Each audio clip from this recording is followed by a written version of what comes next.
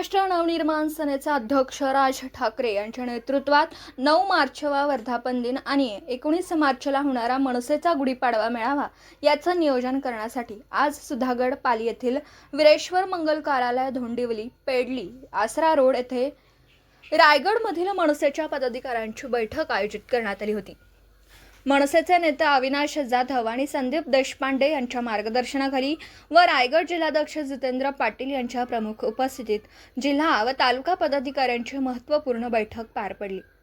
यंदाचा वर्धापन दिन स्वराज्याच्या राजधानी रायगडच्या पायथ्याशी घेण्याबाबत हालचाली सुरू असल्याचं समजतं। मनसेचे वरिष्ठ नेत्यांनी किल्ले रायगड व परिसराची नुकतीच पाहणी देखील केली आहे। वर्धापन दिनाचं यजमानपद रायगडला मिळाल्यास खूप भाग्याची, स्फूर्ती व ऊर्जा देणारी बाब असेल, असं मनसे रायगड जिल्हाध्यक्ष जितेंद्र पाटील यांनी म्हटलं। किल्ला रायगडच्या पायथ्याशी वर्धापन दिन झाल्यास तो ऐतिहासिक व भव्य स्वरूपाचा असेल असा विश्वास देखील मनसे सैनिकांनी व्यक्त केला।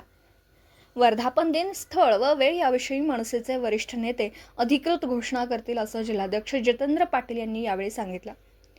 यावेळी मनसेचे जिल्हा उपाध्यक्ष संदीप ठाकूर, अमोल पेणकर, दिलीप सांगळे, दीपक कांबळे, छाया शिंदे आदी जिल्हा पदाधिकारी व सुधागड तालुकाध्यक्ष सुनील साठे व इतर तालुकाध्यक्ष उपस्थित होते। या जिल्हा बैठकीचं यशस्वी नेटनेटकं नियोजन सुधागड तालुकाध्यक्ष सुनील साठे व पदाधिकारी मनसैनिक यांनी केलं होतं।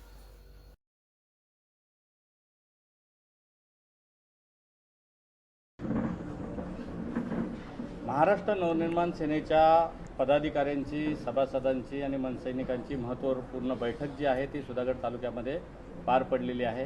काय नेमका बैठकीचा विषय होता आणि काय चर्चा झालेली आहे, पदाधिकाऱ्यांना काय सूचना दिलेल्या आहेत? खरं तर आपण पाहिलं असेल की आगामी काळामध्ये 9 मार्च हा महाराष्ट्र नवनिर्माण सेनेचा वर्धापन दिन हा मोठ्या उत्साहामध्ये सामाजिक उपक्रम, अनेक शैक्षणिक उपक्रम, गोरगरिबांना मदत, अनेक माध्यमातून सामाजिक उपक्रम घेत साजरा केला जातो।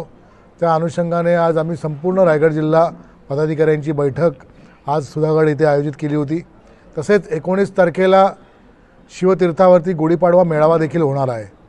त्या सभेला देखील असंख्य, हजारो, लाखो संख्येने महाराष्ट्र सैनिक जमा होत असतात। आमच्या जिल्ह्यातून हजारो महाराष्ट्र सैनिक जात असतात। त्याचं देखील नियोजन बैठक आजपासून आम्ही सुरू केलेली आहे। त्यामुळे एकंदरीत 9 मार्च वर्धापन दिन सोहळा आणि 19 मार्च शिवतीर्थावरती गुढीपाडवा मेळावा या दोन्ही गोष्टींचं नियोजन करण्याकरता आज पदाधिकाऱ्यांची बैठक बोलावली होती। छत्रपती शिवाजी महाराजांची स्वराज्याची राजधानी म्हणून ओळख असलेल्या किल्ले रायगडची निवड वर्धापन दिनासाठी केलेली असल्याचं समजतंय आणि एकूणच शिवप्रेमी असतील किंवा मनसैनिकांमध्ये उत्साह देखील आहे। काय नेमकी वस्तू? खरं तर स्वराज्याची राजधानी रायगड हे जर आदरणीय राजसाहेबांनी जर वर्धापन दिनाच्या दिवशी येणार असतील तर याच्यापेक्षा आनंद इतिहासात जेवढे वर्धापन दिन झाले त्यापेक्षा जास्त आनंद आम्हा रायगडवासियांना असेल। कारण खुद्द साहेब हे स्वराज्याच्या राजधानीवरती अर्थात आपले दैवत छत्रपती शिवाजी महाराजांच्या दर्शनाला येत असतील तर ही बातमी जर सत्य असेल तर आम्हाला खूप आनंद होईल आणि आम्ही त्या दृष्टीने अजून जोरात कामाला लागू। खरं तर आम्हाला अजून अद्याप अधिकृतपणे साहेब रायगडावरती येणार आहेत ही बातमी अजून कळाली नाही आहे। विविध वृत्तपत्रांच्या माध्यमातून आणि न्यूज चॅनलच्या माध्यमातून आम्ही ऐकतो आहे, परंतु हे जर साहेबांनी जाहीर केलं तर नक्कीच रायगडवासियांना खूप आनंद होईल। रायगडला यजमानपद मिळालं तर तयारी कशा संदर्भामध्ये कशी कराल आणि कार्यकर्त्यांची कशी साथ आपल्याला मिळेल, कसा विश्वास आहे? खरं तर रायगड म्हटलं की स्वराज्याची राजधानी आणि स्वराज्याची राजधानी म्हटली तर वैभव, ऊर्जा, उत्साह, आनंद आणि जोश आणि या मातीमध्ये इतकी ताकद आहे की शून्यातूनही उभं करण्याची ताकद ही रायगडच्या मातीमध्ये आहे। आणि अर्थातच या मातीतील आम्ही सगळे महाराष्ट्र सैनिक आहोत, याचा आम्हाला सार्थ अभिमान आहे। आणि ती ताकद ही रक्तातच आमच्या असल्यामुळे आम्हाला जर वर्धापन दिनाचं यजमानपद मिळालं तर आम्ही अतिशय उत्साहाने, आनंदाने आणि जोशाने ते साजरं करू। सध्या रायगड जिल्ह्यामध्ये ज्या काही निवडणुका पार पडलेल्या आहेत, मनसेची काय स्थिती आहे आणि भविष्यामध्ये कशा पद्धतीनं मनसेचं संघटन असणार आहे? मनसे पक्ष कुठे कमी पडला आहे या सगळ्या निवडणुकांमध्ये? खरं तर आपण पाहिलं असेल की माझ्या घरात देखील माझी पत्नी उभी होती। सुधागडला आमचा भावेश उभा होता, प्रत्येक तालुक्यातून आमचे महाराष्ट्र सेनेचे पदाधिकारी उभे होते. परंतु आमचा वापर फक्त युती आघाडीच्या ज्या लोकांनी आहे तो निवडणुकीपुरता केला. या निवडणुकामध्ये महाराष्ट्र सेना स्वतंत्र लढली आणि बऱ्याच ठिकाणी अनेक नामांकित उमेदवारांना मागे टाकत आम्ही दुसऱ्या नंबरवरती स्वतःच्या बलावरती मतं घेतलेली आहेत. ते आमच्यासाठी अभिमानास्पद आहेत. कोणाच्याही कुबड्या न घेता मातब्बर लोकांना मागे टाकत दुसऱ्या नंबरची मतं मिळवणं हे आमच्यासाठी खूप अभिमानास्पद आहे. आम्हाला अजून मेहनत करावी लागेल, मांडणी करावी लागेल.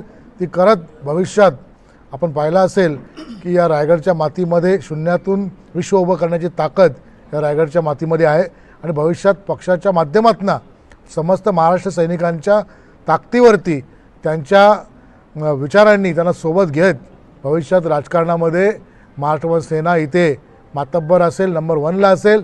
कारण लोक देखील कंटाळलेली आहेत खूप पैशाच्या पावसावरती. अनेक विचित्र म्हणजे एकीकडे अजित पवार दादांच्या पक्षांनी महायुतीमध्ये शिव्या घालायच्या आणि तिकडे उबाटाला शिव्या घालायच्या आणि उबाटाबरोबर युती करायची आणि उबाटाच्या लोकांनी आमच्याबरोबर असल्याचा कांगावा करायचा आणि परस्पर महायुतीच्या पक्षांशी युती करायची. अशा दलबद्र्या गोष्टींना लोक कंटाळलेली आहेत. त्यामुळे कुठचा पक्ष कुणाबरोबर हे साहेब नेहमी म्हणतात की कोणची सोंगटी कोणत्या भोकात, अशा प्रकारचं चित्र राजकारणात रायगडमध्ये झालेलं आहे. आम्ही मात्र आमच्या बळावरती आमच्या ताकदीवरती जे काही लढलो आणि महायुती असेल किंवा महाविकास आघाडी असेल बऱ्याच ठिकाणी आमचे उमेदवार त्यांना दूर सारून आम्ही 2 नंबरला आहोत. सध्या आम्ही 2 नंबरला जरी असलो तरी मेहनत आम्हाला गरजेची आहे. भविष्यात यश नक्कीच मिळेल. अनेक आमचे ग्रामपंचायत सदस्य देखील यापूर्वी निवडून आलेले आहेत, सरपंच बसलेले आहेत. आगामी ग्रामपंचायत निवडणुकीमध्ये प्रत्येक ग्रामपंचायतमध्ये महाराष्ट्र सेना निवडणूक लढणार आणि जिंकणार देखील. Video reporter Dhamsheel Sawant, KTV news, Raigad. आपल्या परिसरातील बातम्या आमच्यापर्यंत पोहोचवण्यासाठी स्क्रीनवर दिलेल्या क्रमांकावर संपर्क साधू शकता. दूरध्वनी क्रमांक 9833235011. त्याचप्रमाणे अधिक माहितीसाठी स्क्रीनवर दिलेल्या KTV न्यूजच्या ईमेल आयडीवर देखील संपर्क करता येईल.